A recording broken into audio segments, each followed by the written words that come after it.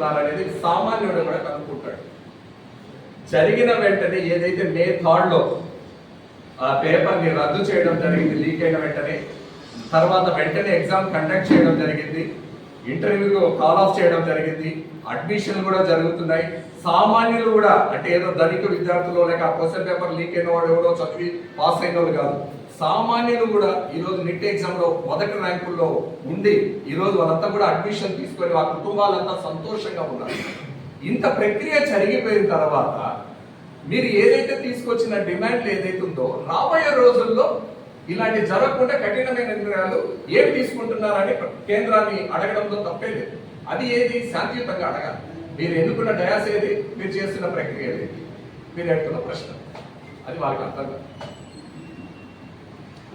మోడీ గారు అంటే అందరికీ గౌరవం ఉంది, ఆయన వల్ల భారతదేశం రక్షణ ఉందని అందరూ అంటున్న వాస్తవం. కానీ ఈ ఒక్క దాంతో మోడీ గారి గ్రాఫ్ పడిపోతుంది ఫ్యూచర్లో అనే టాక్ అయితే వస్తుంది బయట ప్రజల నానుగా ఉంది. మీరేమంటారు దీని పట్ల?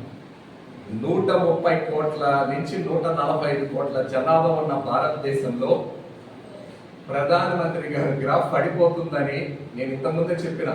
రాజు శక్తివంతుడైతే ఏవైతే విద్రోహ శక్తులు ఉన్నాయో వాళ్ళందరూ కలిసికట్టుగా ఐకమత్యంగా చేస్తున్న కుట్రకే మీరు అడుగుతున్న సమాధానం అర్థమైందా? వాళ్ళు చేస్తున్న ప్రక్రియలో అదొక భాగం మాత్రమే.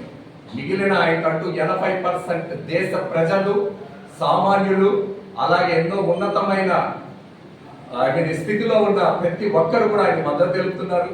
అన్న ఒక్కడే చెప్తున్నా, ఈ రోజు మనం అందరూ ఆలోచించుకోవాల్సిన విషయము, కోవిడ్ టైంలో వచ్చిన పరిస్థితుల్లో దగ్గర 120 దేశాలు అల్లాడుతున్న సమయంలో ఒక్క భారతదేశంలో తీసుకొచ్చిన వ్యాక్సిన్ మాత్రమే అన్ని దేశాలకి ఉచితంగా ఇవ్వడం జరుగుతుంది.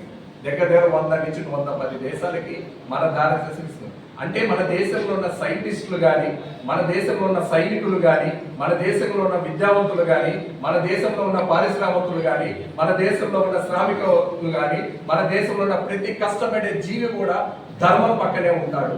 ఎవరైతే ధర్మం పక్కన ఉంటారో వాళ్ళు నరేంద్ర మోడీ గారి పక్కనే ఉంటారనే దానికి ఇది నిదర్శనం.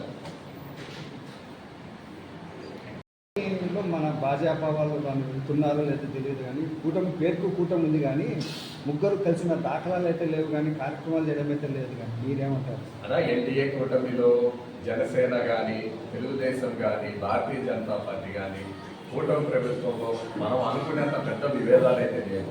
కాకపోతే ఒక కుటుంబ సభ్యులే వీళ్ళంతా. కుటుంబంలో అన్నదమ్ములు ఉంటారు, చెల్లెలు ఉంటారు, అందరూ ఉంటారు. ఇంకా చిన్న చిన్న వాటికి వస్తుంటాయి. వాటి పరిష్కార దిశగా మా అధినాయకులు సమన్వయ కమిటీలు కూడా త్వరలో వేస్తున్నారు. మన రాష్ట్రానికి ఒక సమన్వయ కమిటీ, జిల్లాలకు ఒక సమన్వయ కమిటీ, అసెంబ్లీ వారిని కూడా కూటమి ప్రభుత్వ సమన్వయ కమిటీని 3 పార్టీల తరఫున వేస్తున్నారు. అవన్నీ పరిష్కరించుకుంటారు. మళ్ళా తిరిగి 2029లో కూడా ఎన్డీఏ కూటమి ఈ రాష్ట్రంలో ఉంటుందని కూడా నేను సవినయంగా తెలియజేస్తాను.